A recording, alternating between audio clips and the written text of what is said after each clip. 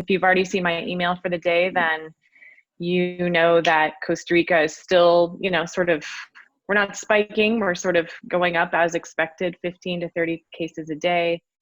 After I sent that email where there had only been 2 deaths in Costa Rica, 1 more person passed away this afternoon, so that's 3.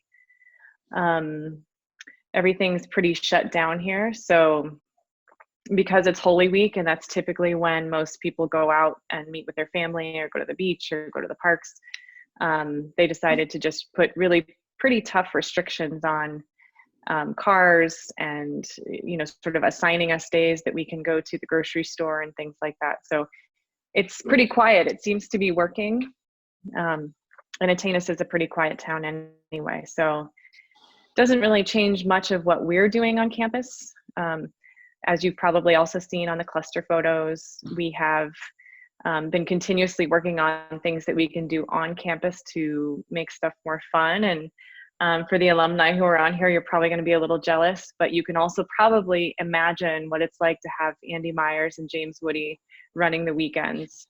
So the guys they've built cornhole, ladder golf. They have just finished the Gaga ball court and horseshoe pit, graffiti wall. I'm sure I'm forgetting some things. Frisbee golf, all that kind of stuff. So the boys can choose to be bored, but we're doing everything in our power to give them as many options as possible to keep themselves engaged and entertaining each other and bonding together within the group. And then lastly, I'd update the Aventura cohort projects. So since we're not able to go on the Aventura trip here in a couple weeks, or I guess that was last week, the students have each come up with a project that their group is going to work on. And so we just finalized all of those a few days ago, or a couple days ago, and now they're in the planning stage. So each group has assigned different roles, from project manager to materials and budget manager, scheduler, designer. They have sort of all these different roles that they're taking for their particular project.